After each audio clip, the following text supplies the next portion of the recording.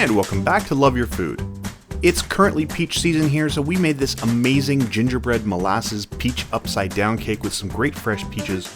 And this one, we hope you'll give a try. It is amazing. We'd also like to remind everyone we have an affiliate link in the description below with Chef's Temp. If you need a kitchen thermometer, you should check the link out, and you can get 15% off your purchase with code LOVEYOURFOOD. But in the meantime, here's our ingredients. So we've got these amazing fresh Ontario peaches, some fresh ginger, you see ours has sprouted a little, some salt, some dried ginger, some water that we're going to boil for the baking soda, baking powder, some cinnamon, some regular AP flour, some molasses, some butter, some brown sugar, and an egg.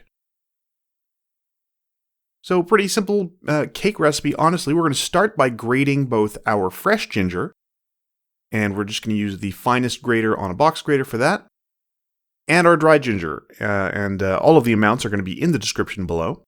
And we're going to start by creaming the butter, some of the brown sugar, or some of the butter, some of the brown sugar, and all of the molasses. Now this will take a long time, especially if your molasses is a little stiff or a little older or dry or anything, or if it's cool. Now, of course, it's really hot right now.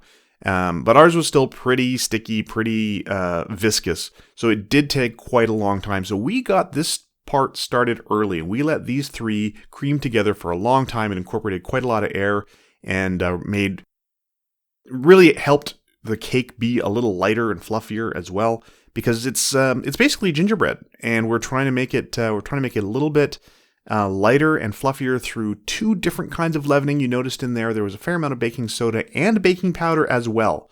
So we're trying to lighten that up as much as we can. Now we have more brown sugar and more butter. Now this is for the glaze. So we're going to mix those together. But first, this is going to go into the microwave. We're just going to melt that butter into that brown sugar. And then once the butter has liquefied, you don't want it to boil or anything, but once it's liquefied all the way through, we're going to stir these together until they are well combined. And our glaze is basically going to be these two things. You can see here the brown sugar and the butter, the melted butter, just sort of cream together nicely.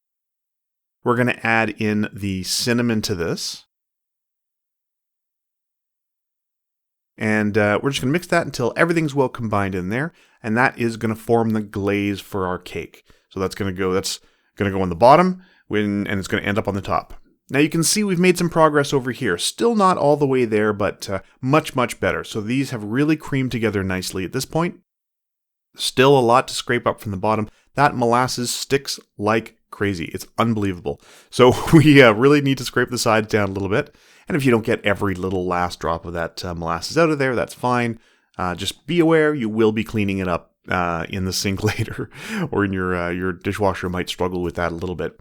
The grainy sugar in there will help as well. So we're going to put our glaze down first. That's the first thing that's going to go down in our well-greased, we've got this buttered bundt pan here. And you can do this in just a cake round as well. We wanted to do it in a bundt pan because we thought it would look nicer. It ended up looking amazing. And you can do this however you like. This worked really, really well for us. So it is a great way to do it. And then we're going to cut our peaches. So we've got these beautiful fresh peaches. We're going to cut them in half. You give them a little twist and then pull out that stone. If you're using Red Havens like we are, they are pretty decently freestone most of the time. So the stone comes out pretty easily. If you have to struggle a little to get the stone out, your slices might not be as pretty, but we're just going to put those slices down right in the glaze. That's just going to go down next, and that's exactly what we're doing here. We're just putting down those slices in a really nice pattern. We're going to boil that hot water you saw earlier. Now, this is kind of an old technique. We're going to add the baking soda to this boiling water, or boiled water. It's still very, very hot. You can see some steam coming off of it, and it foams up a little bit when you add in that baking soda. And this is now ready to go. So we need to move on this at this point. So you want to make sure that the three things you're creaming over in your in your food processor or your stand mixer are ready to go, because now we've got to go. So we're going to add in our dry ingredients. So the dried ginger, the baking powder, and our little bowl of salt here are all going to go into the flour. And we're going to mix those together until they're well combined. And then once those are all sort of sifted together or mixed together, and you can use a fork for that or whatever, we're going to start adding things in here. So the first thing goes in is 1 egg. Now we cracked it into a little dish to make sure we didn't have any shell or anything. And you want to mix that until that egg is well combined. So we're just going to try and get everything we can off of our spatula. This is a very sticky mixture. I will warn you now. It is a very sticky mixture. So we're just going to get that egg going in there. And you'll notice this does sort of change the texture of everything immediately. It doesn't take much. Just that 1 egg really makes it seem a lot more like a batter than it already did. So the next thing we're going to do is add in our fresh ginger that we grated. And then in goes all of our dried ingredients. So that is the flour, the dried ginger, the baking powder, and that little bit of salt as well. Certainly don't need to add any sugar to this because there's a lot of brown sugar and molasses in there. And then we're going to start that just slowly, just pulse it a few times, just quickly, until things start to combine a little bit. And then on a low speed, we're just going to mix that together, and we're going to add in that water, the hot water, with the baking soda. Now, you don't want to add that too early because it will react with the baking powder. And you want as much leavening as you can because this is an ingredient dense cake. It will form a pretty dense cake if it doesn't have all that leavening. And especially if the leavening doesn't really sort of work, you're going to notice it's a very dense cake. Now, with both kinds of leavening in there, it will puff up quite a lot. It becomes a really light and very moist cake thanks to all that molasses and also the peach and the glaze on top really, really help. So that's going to go on top of those peaches. And again, this is an upside down cake. So when we finish everything, this is going to get turned out. What you're seeing here on top is going to be the bottom. So that's going to go into our preheated oven. You can see there, we sort of reuse our parchment paper as much as we can.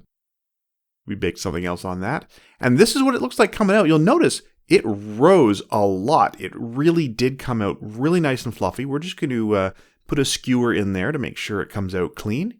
That looks done to me. So we weren't sure, honestly, if it was done because it did look pretty dense. But once we turned it out, which we're doing here, we're just trying to pull that away from the middle a little. It's warm but not hot at this point. So we're just going to pop that rack on top there. Now you do want to flip it over onto a tray because that glaze will drip down a little bit, which it did for us. But if you have a nice tray down there, it's going to land in the tray and not on your countertop. You may need to give it a little tap, and out it comes. And there is that beautiful cake. Now this is, like I said, it is warm. It's no longer hot. You do want to let it rest a little before you turn it out. And then it's a little tough to cut those peaches that still have their skins on. If you want to peel your peaches, you can. But, I mean, so much flavor in the skin, so we just left it on.